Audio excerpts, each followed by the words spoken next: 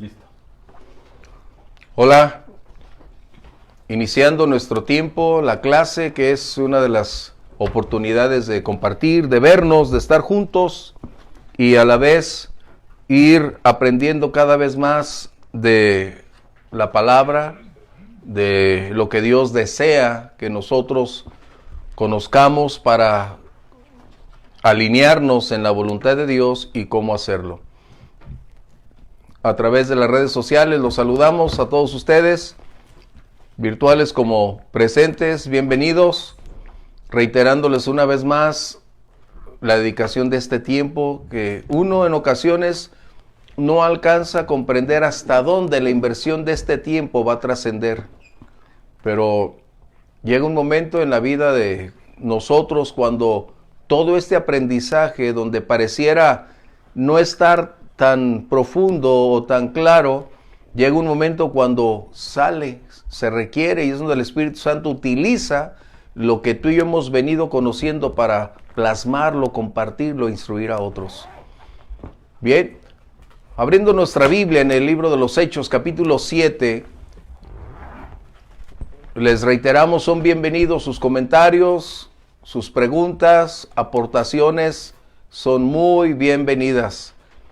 El propósito del día de hoy es extraer de ese poderoso mensaje, que es el más largo registrado en la palabra, que es la predicación de Esteban hacia el liderazgo de la nación de Israel.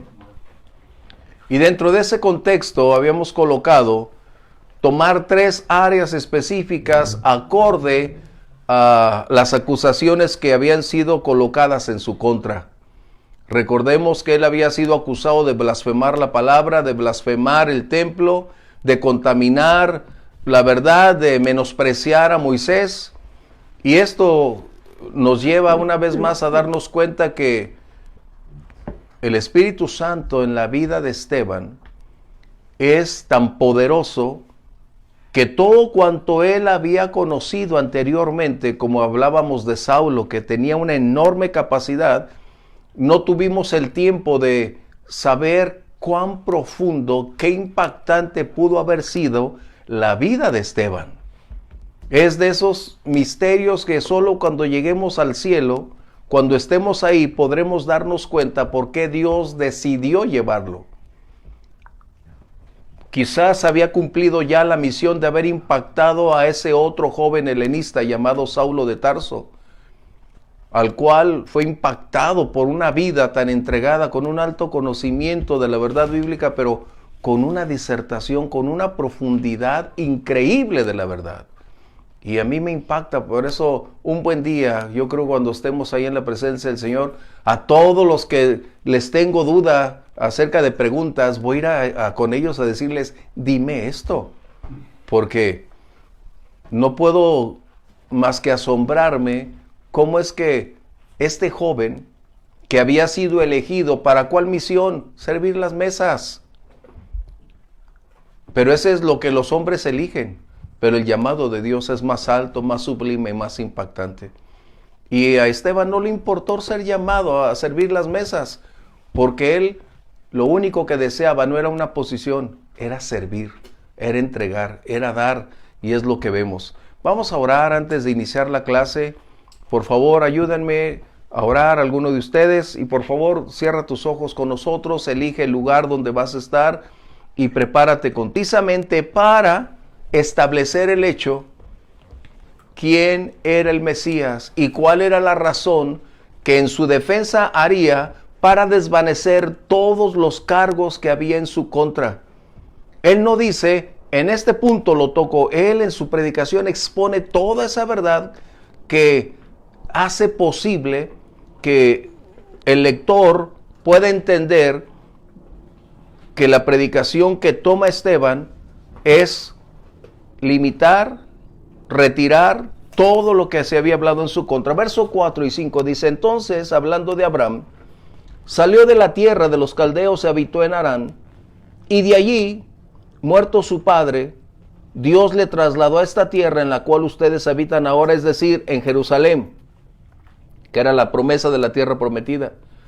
Y no le dio herencia en ella, fíjese el contraste, esta generación habitaba en la tierra prometida.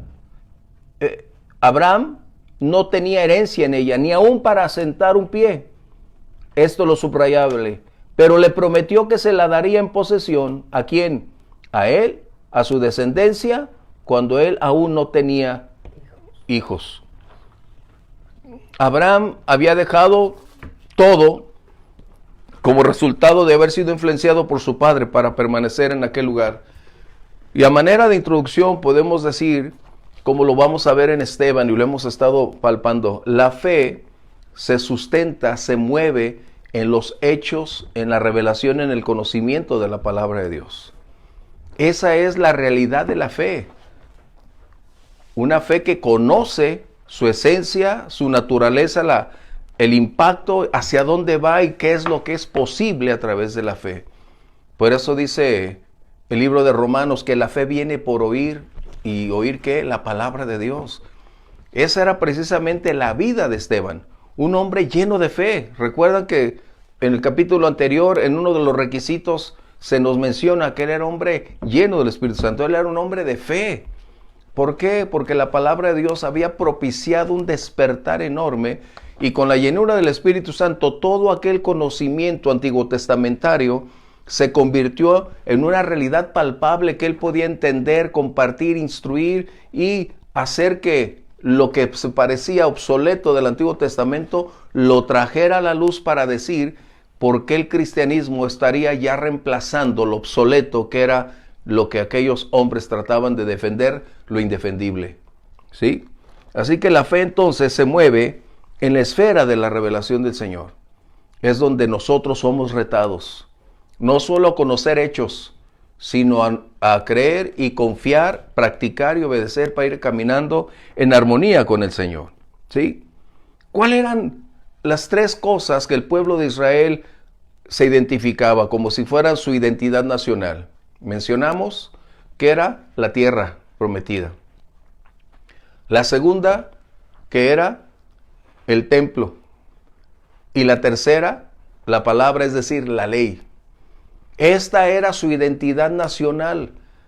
Era lo que representaba su vida, su pasado, y donde ellos se sentían orgullosos de haber recibido de parte de Dios esa palabra. Cuando acusan a Esteban, todos pensaron que acabarían con él en un instante, porque Esteban no se defiende para eliminar los cargos. Lo que hace Esteban es colocar la verdad para mostrarles la ceguera, la dureza y la incapacidad de comprensión del liderazgo de la nación. ¡Qué tremendo! Cuando tenemos líderes incapaces, ciegos y aún duros de corazón para conocer la verdad. Es lo que está haciendo Esteban. Y el primer punto al cual ellos estaban colocando los judíos era que dependían de los lugares para tener bendiciones. Es decir, ellos le conferían al templo, al tabernáculo, que sería la bendición donde emanaban todo lo que ellos estaban esperando. Y nos vamos a dar cuenta precisamente que las bendiciones de Dios no están restringidas a lugares, ni a condiciones, ni aún a lo que otras personas estén compartiendo o diciendo. Es lo que vamos a ver entonces. La verdad inalterable. ¿Qué significa esto? Que las más grandes bendiciones que se jactaban los judíos de tener no fueron recibidas en la tierra prometida, es lo que vamos a ver. Fueron recibidas fuera de la tierra, fuera del lugar que ellos consideraban bendición, porque es lo que hasta el día de hoy consideran que Jerusalén es la tierra de bendición. Dios la ha bendecido, pero la tierra en sí no es bendita. Estaríamos cayendo en un error, tratar de idolatrar una tierra, cuando en realidad quien hace posible que esa nación prospere hasta el día de hoy es la gracia y el cumplimiento de las promesas de Dios. Por eso cuando alguien puede decir, te traje tierra de Israel, ¿cuál es el punto? O te trajimos agua de Israel, ¿y eso qué? O sea, no le podemos conferir a todas esas cosas algo que no poseen. Estamos cayendo en algo pagano, ¿no? Exacto, exacto. Por eso, tristemente, hasta el día de hoy, muchos en diversas inclinaciones religiosas creen que si traen agua de Israel van a ser sanos. Si se toman agua del río de Israel, ya son libres. O si traen sal de Israel o tierra de Israel y plantan, van a tener cosechas enormes. Dices, no puede ser. ¿No? O sea, ¿estamos bien? ¿Sí? Así que tenemos que enfatizar entonces que la Biblia no le confiere a los lugares, es decir, la voluntad de Dios, al ser plasmada en la palabra, no le confiere a personas, lugares, circunstancias, la capacidad de dar bendiciones, ni aún de restringir a Dios para bendecir a otros. ¿Vamos bien? Así que entonces Esteban va a colocar en en lo que vamos a leer, 4 condicionantes que van a aclarar que los líderes estaban equivocados. Estaban totalmente errados en la concepción acerca del templo, acerca de la ley y acerca también de la tierra prometida. ¿Por qué? Porque la fe fue el fundamento donde nació, ahora sí que la nación judía, en Abraham. Por eso la Biblia dice que creyó a Abraham y le fue contada por justicia. Esa es la razón. Aquí vamos a ver entonces que no es la ley o las obras, es la fe, la realidad del cristianismo.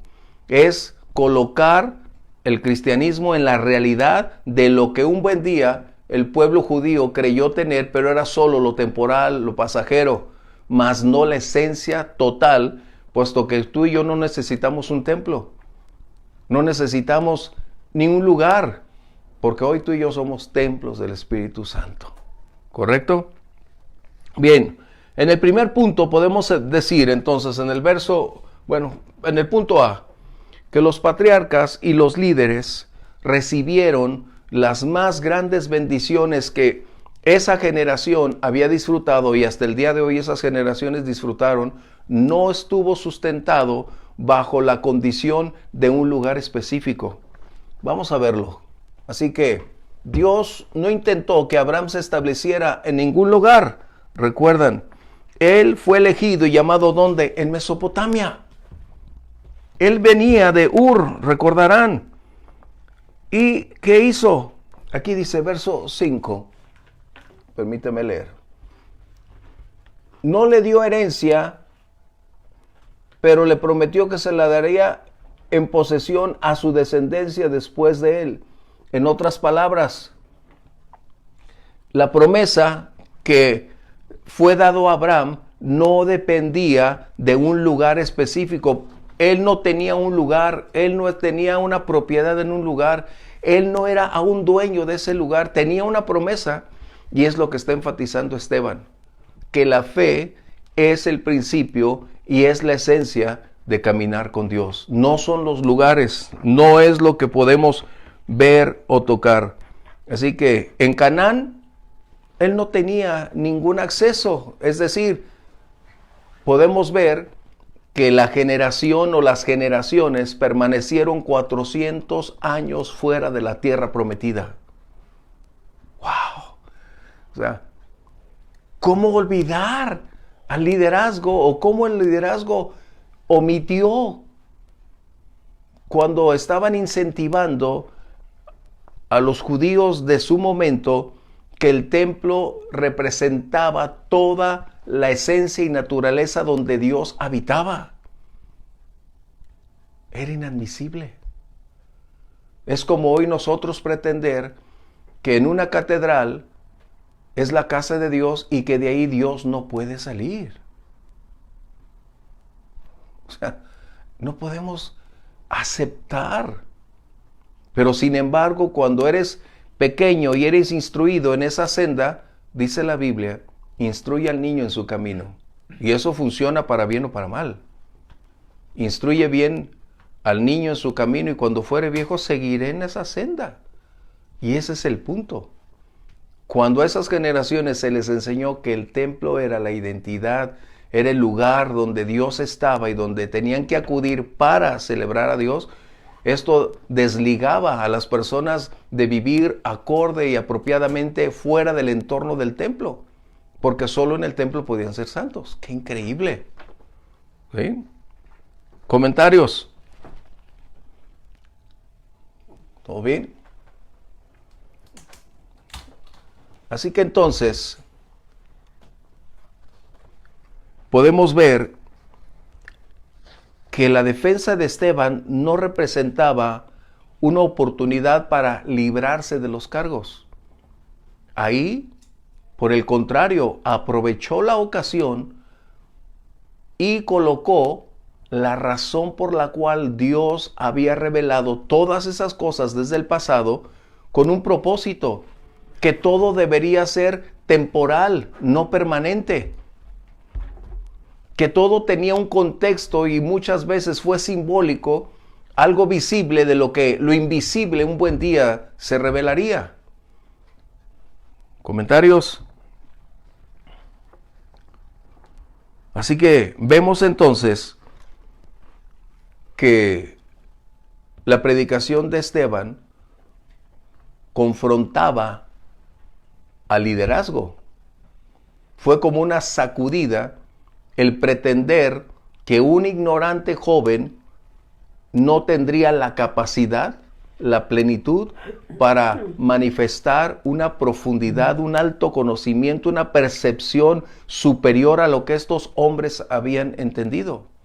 ¿Por qué o cuál era la capacidad de Esteban? Porque él era lleno del Espíritu Santo. Eso es lo que necesitamos cada día. Nuestra dependencia en el conocimiento, en la revelación, no es nuestra habilidad ni talento. Sin el Espíritu Santo, Esteban o Saulo de Tarso seguirían siendo los mismos saduceos, estrictos, ortodoxos, pero ciegos y duros. Pero es cuando el Espíritu Santo viene, aclara, revela, y entonces toda aquella riqueza que ellos habían adquirido por prepararse con el maestro Gamaliel, ahora el Espíritu Santo aprovechó toda esa cantidad de conocimiento para llevarlo de la ley a la gracia, demostrarles el por qué fue el sustento anterior para conducirles a la libertad a la cual Dios nos ha llamado. ¿Sí? Bien, recuerden, ¿cuál es el punto primario? El templo no restringe las bendiciones de Dios. No es la tierra prometida la que hace posible que Dios bendiga. Israel es bendecido por la promesa de Dios. ¿Estamos conscientes? ¿Sí?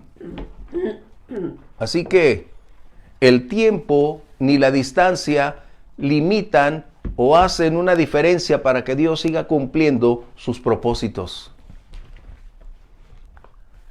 Es como si dijéramos nosotros, fuera de la iglesia donde estamos nadie se salva. Sería inadmisible. Sería negar la gracia de Dios. ¿Sí? Esto es algo importante. Pero ¿qué está hablando también? Que así como rechazaron al Mesías, la nación de Israel desde su nacimiento siempre estuvo inclinada a rechazar a todos los líderes que Dios llevó y iba a utilizar para salvar a su pueblo. Por ejemplo, habla de José en los versos que tenemos aquí, del 9 al 10. Si lo tenemos aquí, versos 9 a 10, nos vamos a ir un poquito rápido por lo que tenemos. Y 9 y 10. 9 y 10. Los patriarcas, movidos por envidia, vendieron a José para Egipto, pero Dios estaba con él, y le libró de todas las tribulaciones, y le dio gracia y sabiduría delante de Faraón, rey de Egipto, el cual lo puso por gobernador sobre Egipto y sobre toda su casa. En otras palabras, Los patriarcas, por envidia, vendieron a su hermano. Cuando él había declarado que fue o era el elegido por el Señor para liberar, para traer bendición a su pueblo. ¿Y qué sucedió? Finalmente ellos decidieron cambiar las circunstancias y mostrar que tenían una condición de rechazo continuo al Señor. Así que en ese tiempo, vamos a resumir, no había ley, no había templo. Recuerden cuáles eran las acusaciones, es lo que está haciendo Esteban, porque si no, nos vamos a perder. Tenemos que volver. ¿Cuál era el punto? Cuando está hablando de Abraham, de José, cuando está hablando de la circuncisión, que habían recibido un pacto y una señal que era la circuncisión, pero esto era la fe en operación. No existía la ley aún. No había un lugar específico, puesto que estaban en Egipto y no habían cruzado el Jordán para la tierra prometida. En otras palabras, era una transmisión oral de las promesas de Dios, una generación a otra, porque recordarán que José antes de morir dijo, hey, antes de que se vayan, yo sé que Dios nos va a liberar. ¿Recuerdan esa palabra? Yo sé que Dios nos va a liberar y cuando yo muera, saquen mis huesos de esta tierra, porque yo no pertenezco a Egipto. Yo pertenezco al pueblo de Dios y a la tierra prometida quiero ir. Qué impactante, ¿no se les hace? Y es precisamente lo que constantemente el pueblo de Israel hizo a lo largo de todos sus años. Incluso podemos ver cómo Mateo 27, 18, por favor, si lo tenemos. Podemos ver que aún al mismo Señor le dieron el mismo tratamiento.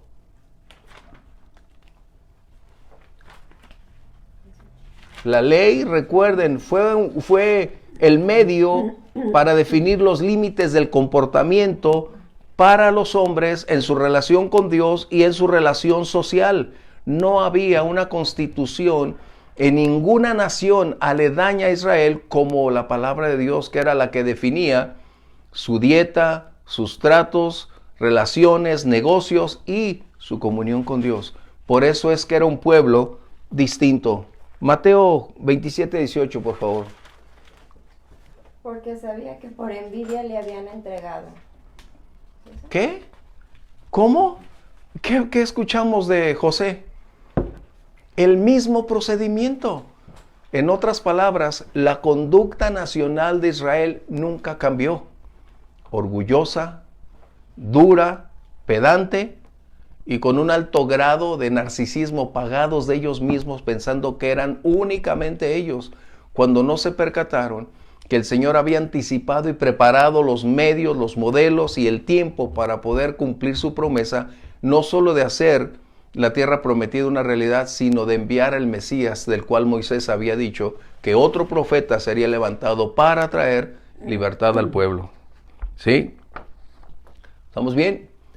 Así que la ley y el templo fueron realmente un medio para funcionar bajo un tiempo y una circunstancia. Recuerden, la ley era el medio para definir el comportamiento y las relaciones con Dios y las relaciones con las demás personas. El templo, o en este caso el tabernáculo, era el medio donde se adoraba y cómo se adoraba a Dios.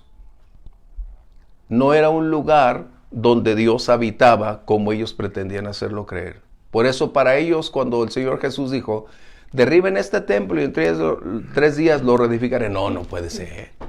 Nos costó más de 40 años hacerlo para que Dios entrara y se quedara aquí y hasta le cerramos la llave para que no se salga.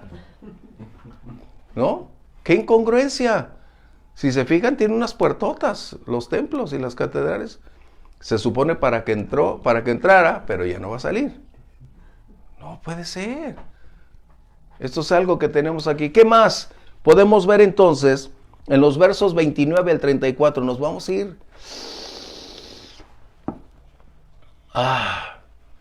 Así que continúa en la predicación de José mostrando que la realidad del pueblo judío era duro para resistir los planes de Dios para ellos. Su incredulidad, o sea, la incredulidad de la nación, inició en José al rechazarlo y posteriormente rechazarían a Moisés. ¿Esto cuándo sucedió? 400 años antes de que el pueblo saliera a la tierra prometida. No había templo, no había ley. Era la fe operando a través de las promesas de Dios de que esto sucedería. ¿Sí? Por eso es que el cristianismo es el regreso al inicio de la verdad y mantenerse en las promesas de Dios, caminando a lo largo de la voluntad revelada de lo que Dios ha declarado en toda la extensión de su palabra. No somos otro Israel usurpando el lugar de Israel, no. Israel tiene su esencia, su propósito, su naturaleza en el plan de Dios para cumplir lo que Dios dijo de Israel. La iglesia no usurpa un lugar, nosotros tenemos otra posición, otro lugar y otro propósito donde tú y yo nos movemos. Podemos decir somos un Israel espiritual, sí, pero no en el contexto de usurpar el lugar de la nación de Israel. Tú y yo no somos israelitas, ni guardamos el sábado, ni tenemos que entrar por una puerta y salir por la otra, ni tampoco tenemos que tocar los shofares, ni todo el tiempo tratar de ser una cultura judeocristiana. No, somos creyentes en el Señor y Él nos ha hecho libres de las condiciones ceremoniales. ¿Sí? ¿Comentarios? ¿Comentarios? Bien, verso 29 al 34, voy a irme rápido. No, eso no quiere decir que estemos por caminar con esa prisa, no. Verso 34 dice, hablando el Señor a Moisés, he visto ciertamente la aflicción de mi pueblo que está en Egipto. He escuchado su gemido y he descendido para librarlos ahora. Ven, hablando a Moisés, te enviaré a Egipto. A este Moisés, a quien habían amado, alabado, colocado en hombros, entrando en un caballo, ¿así dice? No. Una y otra vez, a quien habían rechazado. Y ese es el punto. Moisés no fue llamado en la tierra prometida. Recuerden cuál es el tema. Las bendiciones de Dios no están restringidas a un lugar que ellos consideraban, llámese el templo, sus atrios o Jerusalén. Esteban en este caso está señalando una vez más, todo esto que ustedes consideran su identidad nacional no surgió en Jerusalén, surgió 400 años antes de que esta nación fuera realidad. Qué increíble. Por eso es que nosotros no idolatramos el templo. No tenemos un lugar para decir, ay, santo, santo. No, es el lugar de encuentros con Dios. Porque los santos somos nosotros caminando con el Señor. Y es verdad que cuando la presencia de Dios inunda ese lugar, la santidad de Él demanda de nosotros separación. Santidad, ¿qué es lo que significa santidad? Separación de todo aquello que es contaminante e incompatible con la presencia de Dios. ¿Sí? ¿Comentarios? Por lo tanto, el primer punto dice que Moisés fue llamado fuera de lo que ellos consideraban su idolatría. El templo, la nación, y aún creyendo que la ley ya estaba en esos tiempos. No. La ley surgió hasta que estuvieron, ¿dónde? En el desierto. ¿Sí? Así que la nación de Israel se ha caracterizado una y otra vez por su continuo rechazo a los libertadores. De hecho, Josué significa Jesús o Yeshua, que es lo que significa en griego es Salvador, que es el mismo nombre. Josué, Jesús, es el mismo nombre. Por eso cuando a alguien le ponen Josué o Joshua, están hablando que es el Salvador, el Libertador, es lo que está diciendo. Qué tremendo, ¿eh? Cuando conocemos toda esta historia, dices, wow. Y siempre fue una constante. ¿Cuál fue el reclamo? Cada vez que Dios levantaba un profeta, lo apedreaban. ¿Por qué? Porque siempre el pueblo de Israel ha rechazado hasta el día de hoy al Mesías. Pero un buen día, dice la Biblia, que ellos van a amar al deseado de todas las naciones. Es Ageo, en el capítulo 2 vamos a encontrar esa cita. Vendrá el deseado, así dice, literal, el deseado de todas las naciones. Ageo capítulo 2, vamos a encontrar esa cita. Bien, comentarios a este primer punto. ¿No tenemos dudas al respecto? ¿Sí? Así que entonces, pobre Moisés, encontramos a este hombre ahí. Bien, vamos entonces, aquí tenemos cerquita el verso 38, lo voy a leer, o si ustedes alguno desea leerlo.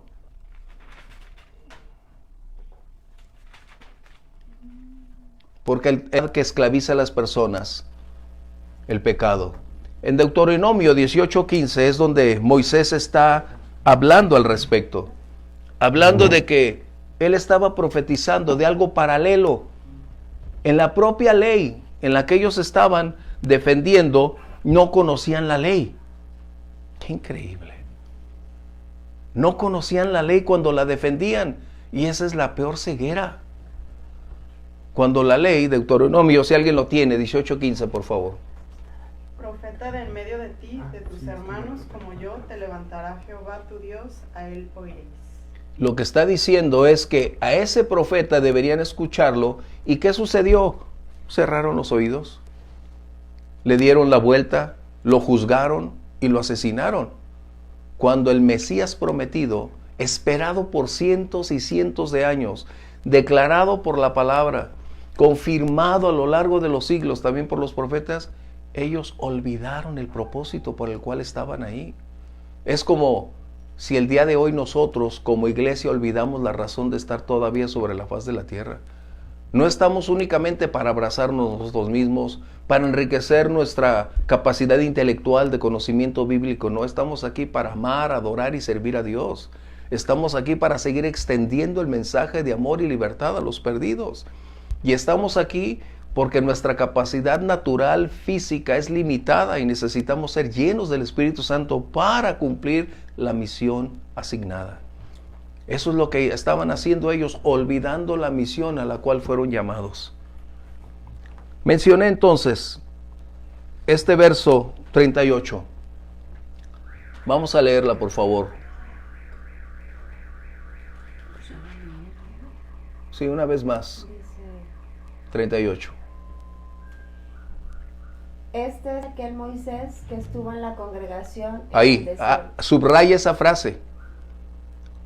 Subraya esa frase. La congregación. ¿Ok?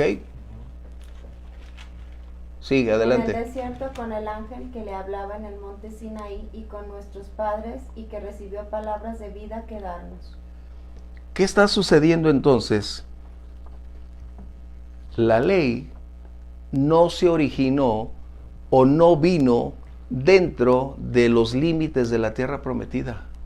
Por eso mencionamos que las más grandes bendiciones y la identidad nacional de Israel no fue al cruzar el Jordán, fue en la fe de Abraham, y a partir de las promesas se construyó todo lo que sería siglos y siglos después en el cumplimiento de las promesas de Dios. ¿Qué estaba aconteciendo entonces? Que lo que Moisés está mencionando es que él recibió la ley ¿dónde? En el desierto. Pero la palabra que utiliza Esteban, congregación, está diciendo que ellos realmente eran una iglesia, no como tú y yo hoy la formamos, pero eran la iglesia de Dios, el pueblo escogido de Dios, es lo que quiere decir iglesia, llamados de fuera, llamados con un propósito específico. Y ellos fueron llamados para ser el pueblo de Dios.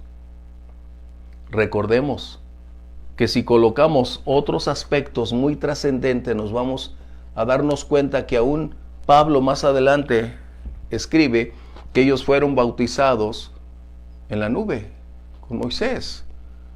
O sea, podríamos argumentar muchas cosas, pero ellos no tenían la capacidad de comprensión y no querían aceptarlo. La ley entonces no procede o no se ubica hasta la salida del pueblo de Dios después de 400 años bajo el yugo de Egipto. ¿Sí? Comentarios. ¿Cuál era el propósito de tomarlos Dios por su congregación para ser un pueblo distinto? Para vivir de una manera diferente al respecto. ¿Sí? ¿Vamos bien?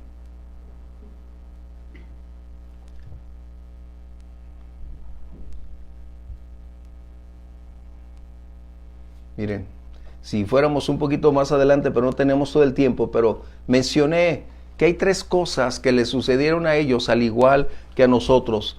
Mencioné acerca de ser bautizados en la nube y en el mar y reunidos. Ellos salieron con sangre, ¿recuerdan? Y esto los coloca en el punto más importante. Ellos pertenecían a Dios. La jactancia del liderazgo del Sanedrín era que la ley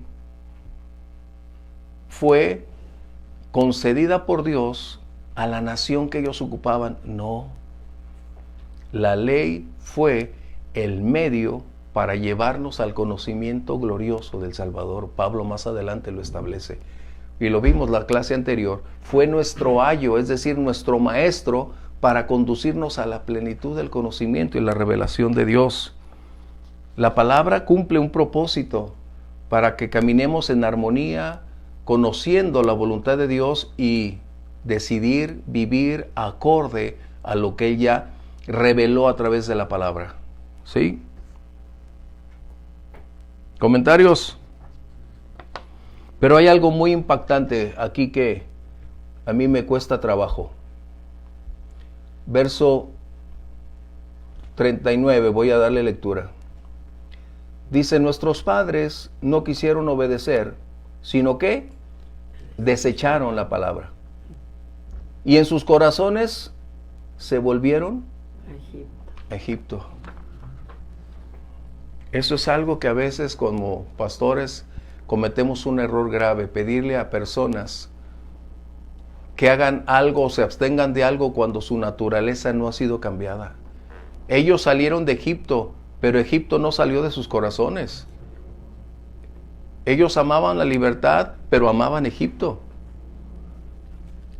Y a veces nosotros queremos pedirle a las personas que se abstengan de algo o no hagan algo, pero ¿cómo lograrlo si esa es su vida, si ese es su modus vivendi?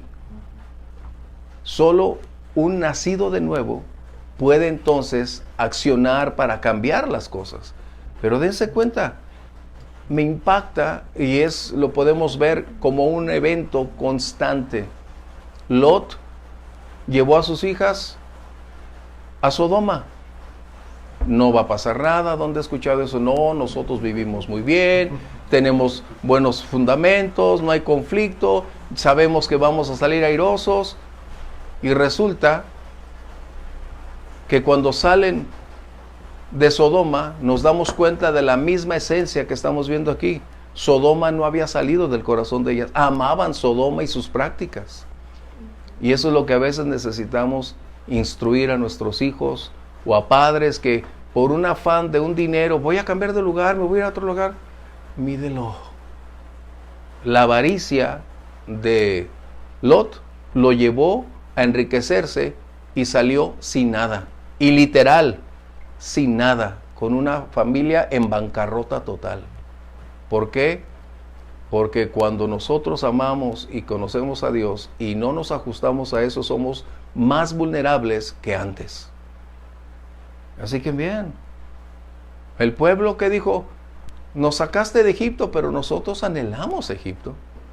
Amamos Egipto, Nos gusta la comida de Egipto, pero nunca midieron el precio por el cual estaban viviendo en Egipto. ¿Eh? Ven, qué impactante, ¿no? Así que entonces la ley fue el medio para llevarnos, para determinar las relaciones. Y vamos a ver Juan, Evangelio de Juan, capítulo 5, verso 39. ¡Qué dureza! Imagínate al Señor diciendo, 400 años esperé el momento para traerlos. Abrí mi mano, vieron milagros, maravillas, el mar se abrió, contemplaron toda la gloria de Dios. Y ellos dijeron, nosotros no te pedimos que nos sacaras. Nos dolía estar bajo esclavitud, pero amamos a los egipcios. Sí, Juan 5:39, por favor. Escudriñad las escrituras porque a ustedes les parece que en ella tienen la vida eterna y ellas son las que dan testimonio de mí. Ni al mismo Mesías pudieron identificar. Jesús estaba reiterándoles el principio. La verdad revelada de Dios la tenían escrita, no era ya una transmisión oral. Recuerden, mientras estaban en Egipto y en el desierto, vino la transmisión oral de las promesas de Dios. Cuando reciben la ley, entonces se establece el parámetro ya para ser escrita como la firme voluntad definida de Dios para las generaciones venideras. Ya la transmisión oral ya no se hacía de padres a hijos. Ahora tenían las escrituras, es decir, los rollos de la Torá, que la Torá significa enseñanza, los primeros 5 libros. Es la Torá. Ustedes me van a escuchar varias veces decir eso. La Torá significa enseñanza, los primeros 5 libros de la Biblia. Así que Jesús les está diciendo, ¿cómo no me conocen? Ustedes son los líderes. Ustedes están a cargo de instruir, de enseñar al pueblo. Ustedes tienen el acceso a todos los libros y no son capaces de entenderlo. Regrésense, vayan al principio y busquen la verdad. ¿Y qué dice? Vayan a las escrituras, ¿no? Volvamos a leerlo, por favor. Escudriñen las escrituras porque a ustedes les parece que en ella tienen la vida eterna y ellas son las que dan testimonio. 2 cosas Jesús está ilustrando ahí. Primero, el testimonio de Jesús viene emanado de la palabra revelada siglos y siglos antes. Y el propósito de esa palabra revelada es, ¿qué? La vida eterna. Wow. Eso es lo que el Señor está enseñando. Y ellos se jactaban de tener la ley. Sí, pero la ley sin revelación ni conocimiento. Wow. Una disculpa una vez más. Tenemos una pequeña falla de la cual no tenemos ni la más mínima idea de cómo surge, pero una disculpa, estamos una vez más adelante. Resumiendo, nos vamos al verso 44 y 45 y Esteban entonces empieza a hablar de algo que los mismos judíos amaban, se jactaban de tener una edificación preciosa, de alto costo, de una enorme inversión, de años y años de trabajo. Pero debemos entender que el tabernáculo fue un objeto de gran belleza y costo. Fue la especificación divina para realizarlo. Y esto entonces nos lleva al punto donde Esteban está hablando que el tabernáculo tuvo su origen, su propósito en el desierto. ¿Sí? En el desierto. El tabernáculo formó parte del encuentro de Dios con su pueblo, pero no era el propósito de Dios que vieran el tabernáculo como la única opción de comunión. Esto era algo plegable, temporal, que podían llevar de un lugar a otro para mostrarles que no era el tabernáculo, es Dios el centro de nuestra relación. Y este es el punto que tenemos aquí. Por eso, estos versos, dice aquí el verso 44, tuvieron nuestros padres el tabernáculo del testimonio, ¿dónde? En el desierto, como había ordenado Dios cuando le dijo a Moisés que lo hiciera conforme al modelo que había visto. Así que, una vez que lo recibieron, subraya, lo introdujeron con Josué al tomar posesión de la tierra de los gentiles. ¡Wow! Así que debemos entonces darnos cuenta que esta estructura temporal, porque era temporal, formaba parte de un plan que iba a ser obsoleto el día de mañana. ¿Por qué fue el tabernáculo? Porque Dios deseaba habitar en medio de su pueblo. Hoy Dios no habita en medio de su pueblo. Hoy Dios habita en nosotros. Que esa es la gran diferencia. En su soberanía, Él determinó nuestro derecho de elección. Qué difícil para Dios. Sabiendo que un buen día nosotros elegiríamos lo malo y que cambiaríamos todo, Él no se puede negar a sí mismo. Él nos dio la libertad de elección y es donde tú y yo somos responsables de lo que hacemos y decidimos. Aún sabiendo esto. ¡Wow! ¡Qué tremendo! Por lo tanto, tenemos que ir adelante. Lo que estamos viendo acerca del tabernáculo no es más que la evidencia temporal de la voluntad de Dios de habitar en medio de su pueblo, estar con su pueblo y que su pueblo tenga comunión con Él. No en un lugar, sino la instrucción para conducirnos a la verdadera palabra. Recuerden Juan 1, donde dice, y el verbo se hizo carne. La eterna palabra de Dios se encarnó para traernos revelación, para mostrarnos el amor, la gracia del Padre, para revelarnos quién es Él. Y no es porque la ley no funcione, la ley continuará, mencioné en la clase anterior, la ley continúa, pero lo ceremonial ya no tiene nada que ver con nosotros. Hoy el sacerdocio arónico es obsoleto, porque hoy tú y yo somos sacerdotes delante de Dios. Ya no tenemos que elegir una tribu, hoy somos parte de esos sacerdotes. ¿Sí? ¿Comentarios?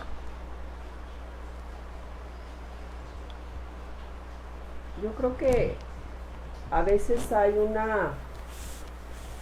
error o una confusión. Ajá. Cuando como creyentes mucha gente se escuda y dice, ay no, pues es que no necesito ir a la iglesia, o sea, tengo a Dios en mi corazón y eso, pero yo creo que es al contrario.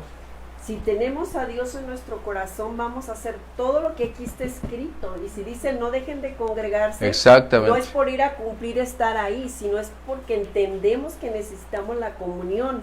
Entonces muchos dejan de ir y luego van porque se sienten que les falta ir al templo. Pero cuando no es así, cuando tenemos el Señor, vamos a estar arraigados con toda la instrucción que viene implícita en su palabra. Ahora, voy a hacer una pregunta, no necesitan decírmela, pero ¿fue la voluntad de Dios que se le construyera un templo? No. Obviamente no. Esto surge en el corazón de David, mas Dios nunca pidió que se hiciera un templo. ¿Por qué? Porque el templo sería prácticamente una sustitución de esa comunión, de pensar que era el lugar donde Dios habitaba, y mientras todo el universo no le pertenece, porque tú y yo somos los señores del universo, porque confinamos a Dios en un lugar específico. No, y la congregación era la comunión del pueblo.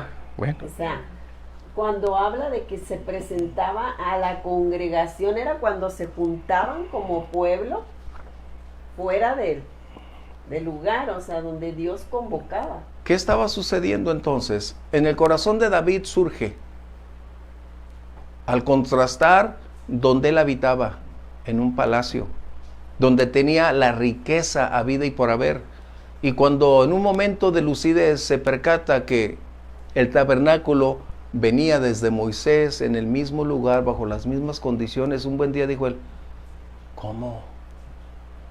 ¿Yo habito en un palacio y Dios habita en un lugar de madera? ¿En algo plegable? ¿En algo transitorio? No, Dios no puede habitar en eso. Dios necesita habitar en un lugar suntuoso, grande, rico. Es ahí donde se equivocó David. Dios nunca pidió que le construyeran un templo. ¿Por qué? Vamos a verlo. Verso 49.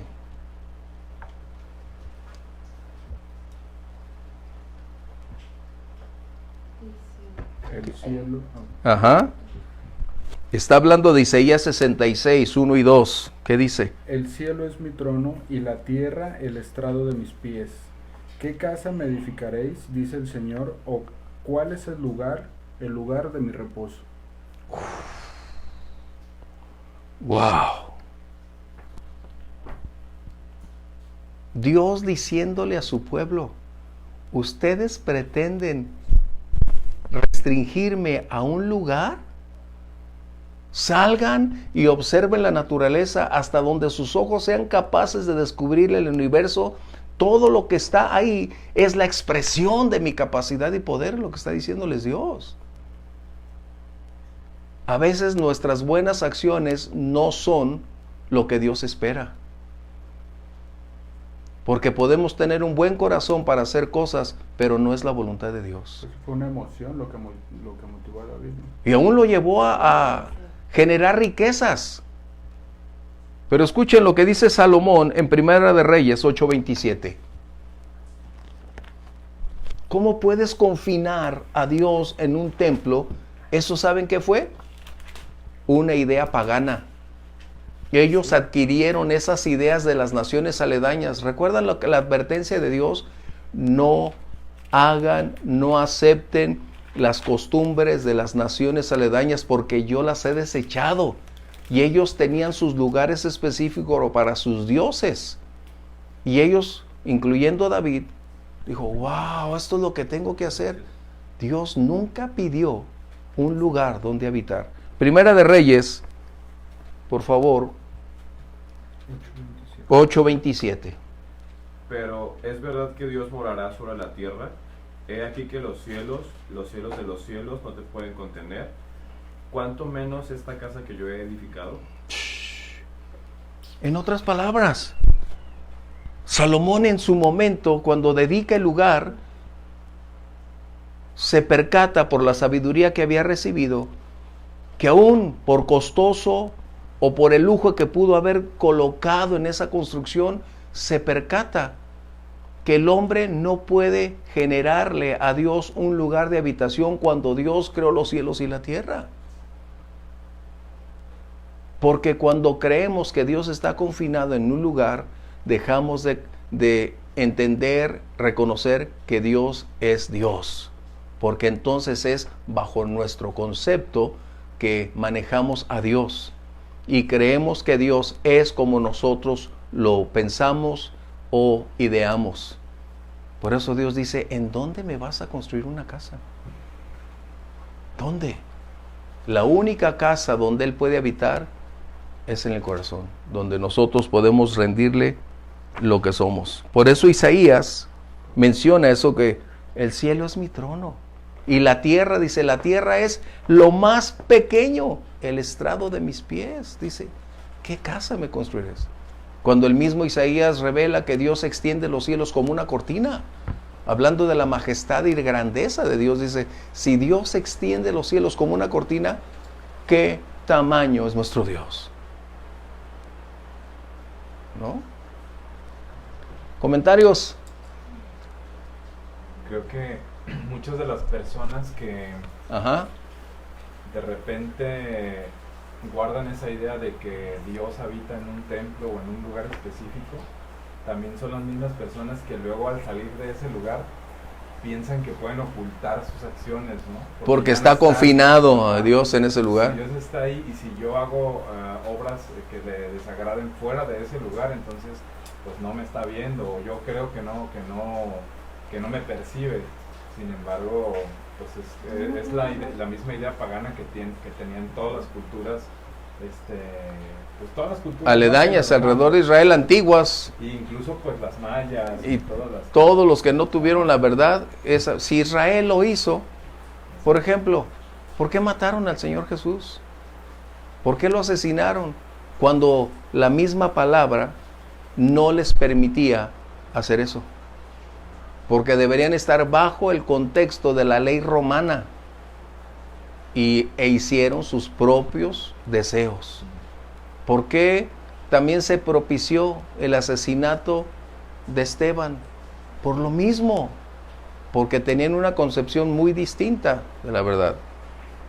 Así que para concluir, podemos ir haciendo esto. ¿Cuál era el punto?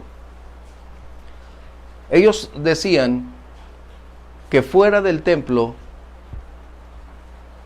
no había bendiciones, porque ellos consideraban ese lugar como santo, es decir, donde Dios habitaba. Pero resulta que cuando Jesús en su ministerio confronta liderazgo, vamos a ver Mateo 12:6, por favor. ¿Por qué? Porque ellos decían que el templo era lo más grande, pero los judíos estaban haciendo del templo su ídolo y del sacerdote su ídolo. ¿Sí? Mateo 12:6, por favor. Pues os digo que uno mayor que el templo está aquí. Él era el profeta en Deuteronomio 18 que Moisés había declarado. A él escuchen, a él deben seguir. Pero nunca entendieron lo que Jesús estaba hablando. Él era la encarnación de la deidad, el verdadero templo del cual Dios le había mostrado a Moisés. Hazlo de acuerdo al modelo. Hazlo acorde a esto, a lo que es permanente, a lo que va a ser eterno. Por eso era momentáneo. Salomón adquirió la idea de su papá y bajo la condición de las naciones aledañas consideraron que hacer un templo costoso sería colocar a Dios dentro del contexto de un lugar restringido. Pero en un momento decide y dice, ¿cómo? ¿Es verdad que tú vas a morar aquí? No. Puede ser el lugar de reunión porque vas a escuchar nuestra oración, pero tú no habitas aquí. Tú eres Dios, la omnipotencia, la omnisciencia de Dios es donde se va a mover la vida del creyente. ¿Sí? Comentarios para concluir.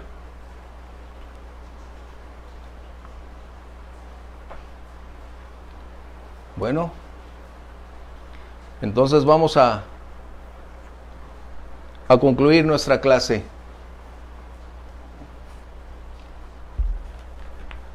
Esto que Esteban comparte en esta segunda exposición, recuerdan, lo dividimos en 3, próxima clase tendremos la tercera parte.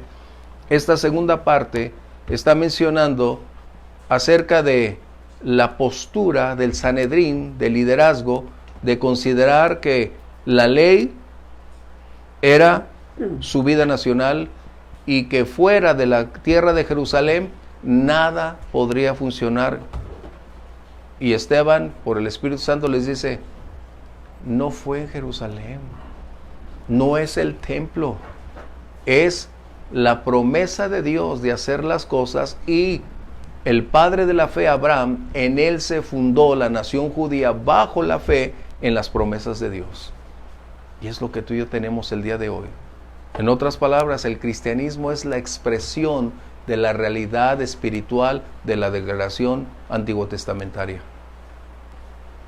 Nosotros somos esa realidad por la gracia de Dios. No tenemos que guardar la ley. Jesús pagó el precio y guardó la ley por ti y por mí. Pero sí necesitamos caminar día con día, haciendo de su voluntad la nuestra. Vamos a dar gracias. Padre, te agradecemos el tiempo invertido en escudriñar con mayor intensidad tu palabra. Entendemos que no son los lugares los que definen las bendiciones. Eres tú, Señor, la fuente de todo bien, de todo don perfecto. El templo es el lugar donde nos reunimos para celebrar y exaltar tu nombre. No porque tú estés confinado bajo esa estructura. Por el contrario, hoy somos templos vivientes por el Espíritu Santo y adoramos y exaltamos tu nombre. Gracias por tu palabra, porque hoy la palabra eterna se encarnó y en Jesús tenemos esa riqueza. Padre, gracias por esta noche. Bendice a mis hermanos, bendice nuestro regreso a casa, guárdanos y líbranos en medio de la lluvia, Señor, y te agradecemos tus bendiciones. En el nombre de Jesús, Padre. Amén. Dios los bendiga. Bendiciones, mis hermanos.